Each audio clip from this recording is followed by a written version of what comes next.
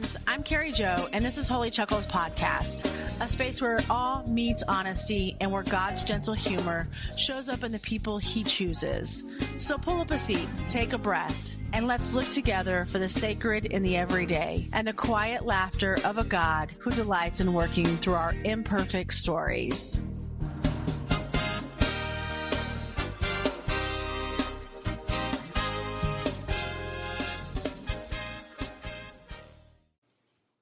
Welcome back. I'm glad you're here.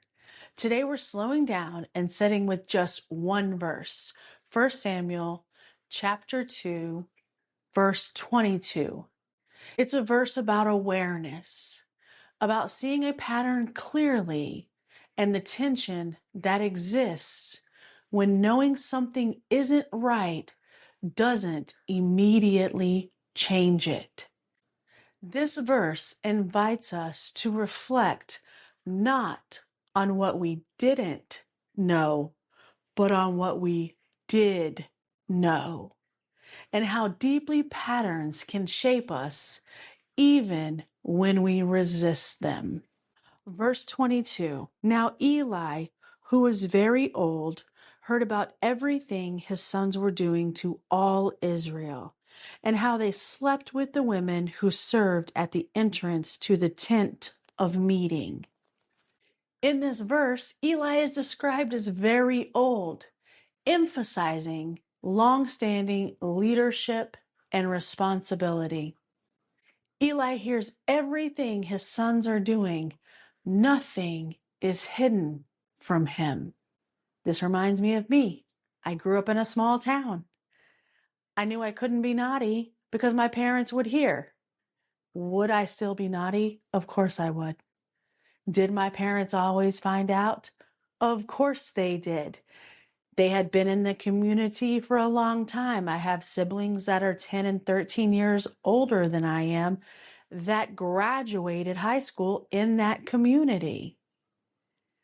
We had been there forever. So people knew whose child I was. I could not get away with anything. This is what this reminds me when it says he hears everything his sons are doing. Nothing is hidden from him. Eli's sons' actions affect all of Israel, not just one or two people. It affects all of Israel.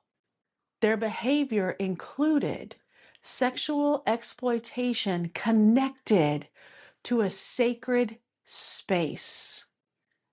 This is abuse of religious authority and a violation of trust. Literally, this verse establishes full awareness, moral responsibility, misuse of power, harm done within what should be sacred. Eli, their father, is not unaware. He knows what is happening. Symbolically, Eli represents awareness without protection. This is the part of your inner life, your inner self, that sees harmful patterns clearly, understands what is happening, recognizes self-sabotage, and knows something is wrong, but does not step in to stop it. Eli's sons represent entrenched inner patterns.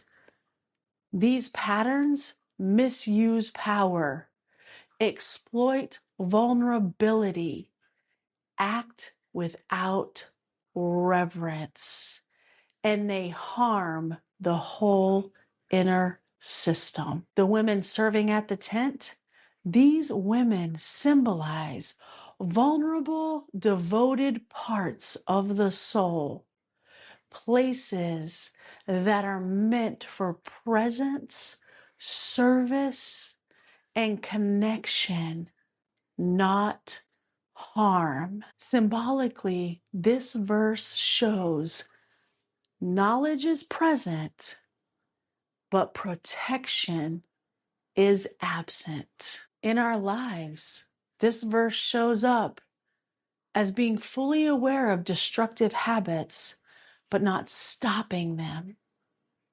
Knowing certain thoughts or behaviors are harmful, yet letting them continue. Recognizing inner self-sabotage while feeling powerless to intervene. Allowing the harm because this has been going on for a long time. This has been happening forever. This is what I know. It's the experience of saying, I see this clearly. I know this isn't right. I understand the damage, but then nothing changes. In this verse, God is showing us something gently. God is showing that awareness alone doesn't interrupt a pattern. I personally have been doing this, I would say, almost my whole life. I understood the pattern. I knew the pattern, but I didn't stop the pattern. I know one of my earliest times I recognized the pattern, and I thought in my life I was just being disobedient or rebellious because that's what systems tell us.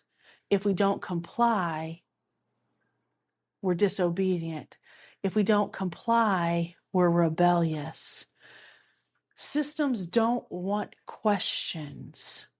And when I say systems, systems mean religion, churches, family, government, society, workplaces, friendships, any type of relationships, really. We live in all kinds of systems. We comply with all kinds of systems.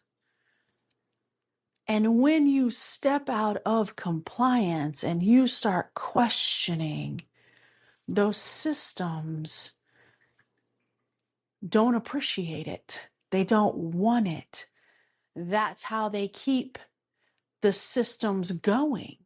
I remember one time when I was questioning the system of our family. So we were sitting at the dining room table, and it was my dad, my mom, my brother, who's just a tad bit older than I am. And my dad said, Carrie Jo, get up and get me. And it could have been salt and pepper. It could have been a refill on his tea. And I remember just sitting there. And I sat there for what felt like eternity because I was questioning the system, and it felt like eternity, but it was probably only a few seconds. And I remember my dad saying, did you not hear what I said? And I responded, yes, I heard what you said, but I'm waiting for you to say please. Because if I have to say please, I don't understand why you don't have to say please. Because all my life we were taught to say yes, ma'am, no, ma'am, yes, sir, no, sir, please, thank you, common courtesy stuff. We were taught that. That was part of what we knew what to do. And at that moment, he was not following what he taught us. It was do as I say, not as I do. And when I questioned that, when I said, I'm waiting for you to say, please, we didn't have a conversation about it. He got up, walked out the back door, and slammed the door. And my mom I remember her kind of huffing like, oh. And she said, why couldn't you just get up and get it? For me, I never understood why people who had the same hands, feet, legs, abilities that I did couldn't get up and serve themselves or get what they needed. Instead, it was demanded, not even asked. It was demanded. And it wasn't just demanded that a child get up and get it. Because see, there was another child at the table, and this wasn't just the first or second time. This was ongoing. And there was another child at the table, but that child was male. And my dad didn't ask my mom to get it because she had cancer. She wasn't feeling good. She already used up all of her energy to make this meal. So in that time, I didn't understand why, one, my dad couldn't get up and get it. Two, he didn't ask my brother. And three, why he didn't say please. Why he didn't offer the same courtesy that he taught us to offer anyone else. My mother grew up in a Pentecostal religious family. Her father was a minister. And in the system she was formed in, obedience was not optional. It was how order and belonging were maintained. This was a system where obedience kept the peace. Questioning created risk. Services equaled worth. Women were needed, but not centered. My mom didn't miss the pattern. She lived inside the pattern. And that was evident when she huffed and said to me, "Why couldn't you just get up and do it?" She understood the pattern. She knew the pattern, but she was living inside it to not create any issues with it. This Pentecostal religion didn't create the pattern in my mother, but what it did was give it permission to stay. And the pattern was created because the pattern was ingrained in the people before her. So the pattern continued because it was taught over and over and over again. And although there may have been questions, people continuously in that family system, they continuously lived inside that pattern. In the world my mom grew up in, disappointing your parents, especially when your parents were a minister, it didn't just risk the relationship, it risked belonging, identity, spiritual safety. So even when or if she could sense what wasn't right, obedience felt like love, and silence felt like protection. So just like Eli, she saw the pattern when she huffed and said, "Oh, why couldn't you just get up and get it?" She saw the pattern. She understood the rules. She knew the cost of disrupting them. And because survival had taught her that compliance was safety, the pattern continued. Not out of malice, but out of conditioning. And then the pattern moved forward. What's also important is that system didn't just shape women. My brothers weren't born believing women were meant to be subservient. That is learned. They learned that the same way we all learned what's normal, what's expected, what keeps the peace. The system taught everyone their role.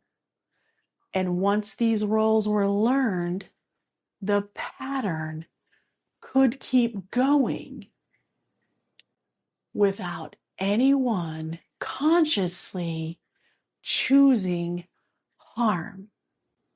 That message just wasn't taught in religious spaces. It was reinforced culturally in shows like Leave It to Beaver, where women waited, served, and centered men's needs as the natural order of things. I grew up learning love is earned through doing, worth is proven through service. Questioning authority brings consequences. Peace comes from compliance. The moment with my dad was not about disrespect. I was not trying to disrespect him, nor would I ever do that, even as smart-mouthed as I was. It was about me naming inconsistency in that particular system. I didn't refuse to help. I didn't refuse to get up and get him what he needed. I waited for the same courtesy I was required to give. The reaction from my father, the reaction from the system, it wasn't dialogue. We didn't discuss it. He didn't talk to me about it. It was anger. He stormed off and slammed the door. That is how systems protect themselves, not by reason, but by punishing disruption. We see it in our world today. When our government is doing things and people start standing up, our government then lashes out. The same thing probably in your professional life. You see things that are going wrong, you name it, and then next thing you know, you're in HR's office because you did something wrong, or some kind of retaliation is being done. These are systems punishing disruption. If you just stay compliant, everything will be fine. If you just stay compliant, the pattern continues as it should. But when you have anyone that disrupts it, now shit's gonna go awry. Things are going to happen, and it's not going to be pretty. When my mom said, "Why couldn't you just do it?" she wasn't siding against me. She was speaking the language of a system that taught her it is safer to comply than to confront. I carried this pattern into my relationships. I carried it into my relationships by doing everything, overgiving, over-functioning. It wasn't because I believed I was less than. It was because my nervous system had learned worth is something you earn by serving. It wasn't weakness. It was pattern survival. Verse 22 exposes a difficult truth. Awareness alone does not heal. It's not about knowing. It's about what happens when a pattern is fully seen but survival has taught people not to stop it. Ask yourself, where in your life do you recognize a pattern clearly, and how might you offer yourself compassion for the ways it once helped you survive, even as you learn to interrupt it now? Until next time, may you honor the clarity you already have, trust the pace of your healing, and remember that recognizing the pattern is not failure. It's the first act of freedom.